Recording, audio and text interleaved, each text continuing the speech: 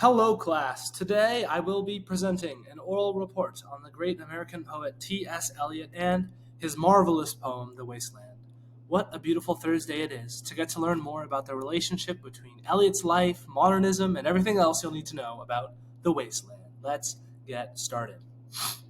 On September 26, 1888, Thomas Stearns Eliot was born in St. Louis, Missouri. Quickly moving through the educational ranks, Eliot ended up at Harvard University, where many of the poets, philosophers, and critics that Eliot read set the foundation for a lot of his personal attitudes as a writer and as a poet.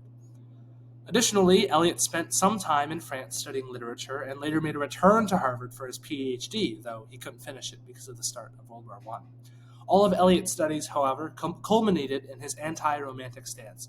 This will become important later. First, though, did an anti-romantic stance mean Eliot hated red hearts and kisses?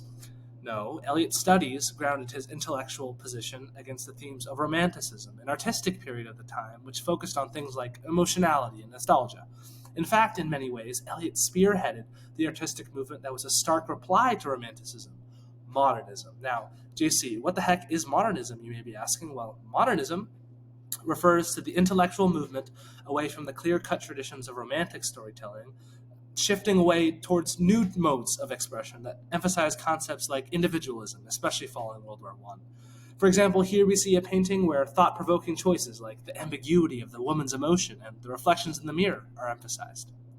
The amazing thing is that Eliot taps into this movement in so many of his works, including his five-part poem, The Wasteland, written in 1922. Composed of 433 lines, Eliot chooses to start the poem with an epigraph in Greek and Latin, illustrating a scene from an ancient Roman text where a prophetess wishes to die. So, before the poem really even starts, we see Eliot heralding in a sort of euthanasia of the Western literary tradition, a mood which carries throughout the fragmented, allusion-heavy poem. Eliot's language conveys a sense of gradual deterioration and grappling with the traditions of the West in order to emphasize modernism's unique role as a way to accept the reality of intellectual entropy. Opening part one of the poem with a far from traditional portrayal of spring as a time of decay, the speaker calls into question the idea that anything resembling life in times past could come from the world's current state. Eliot chooses to depict April as the cruelest month, serving as the inverse of Geoffrey Chaucer's life-renewing April in the Canterbury Tales. Eliot, in step with, or perhaps laying the foundation for, modernist thinking, uses the very first line of his poem to subvert expectations when it comes to spring life imagery. Consider how this 14th century classic sets the standard for the conventional image of April, and compare that to how, later on in The Wasteland, the speaker claims that winter kept them warm. In another example from part one, Eliot depicts the life emerging out of spring as unintelligible to the audience from the speaker's perspective. In this wasteland, all there is to know is a heap of broken images. Perhaps, following World War I, the pre-modern conception of life has shattered, leaving behind only pieces for each reader of the poem to decipher individually. When it comes to part two, a game of chess, imagery depicting an ornately decorated room begins to materialize. Slowly, though, an atmosphere of antiquity emerges from Eliot's language, and a recurring sense of decay characterizes the passage of time, the aged, staring forms of the past silencing and suffocating the voices in the room. A shift takes place later on in this section where Eliot depicts a lower-class establishment at closing time. It seems at first that the bartender speaking is merely saying goodbye or goodnight to three women, but the repetition of this farewell strikes the listener as running deeper than just the world of this poem. Perhaps, in Eliot's eyes, the goodnights are serving as goodbyes for the setting sun of Western tradition as he knew it. In fact, Eliot quotes the exiting words of Ophelia from Shakespeare's Hamlet, Act 4, Scene 5.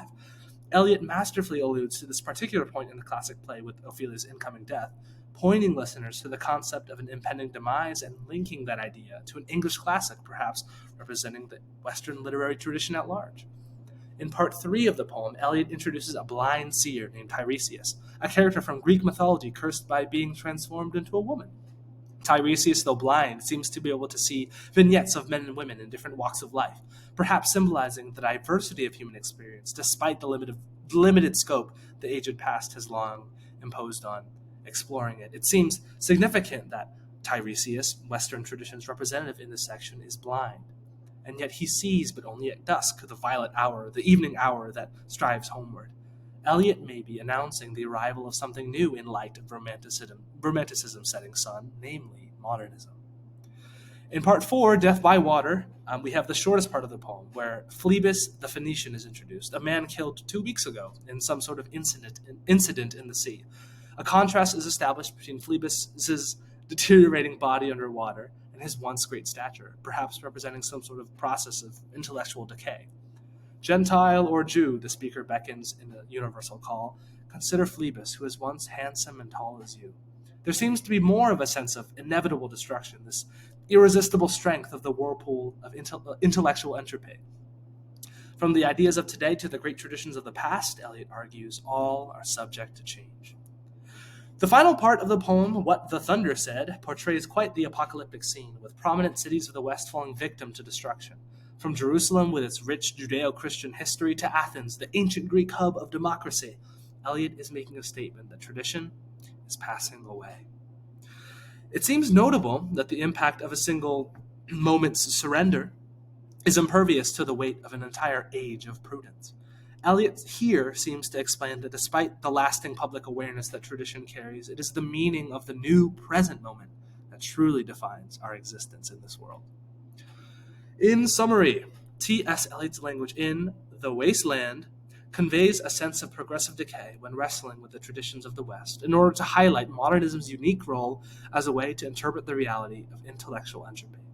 I absolutely, positively cannot wait to explore more of the wasteland with the rest of you all.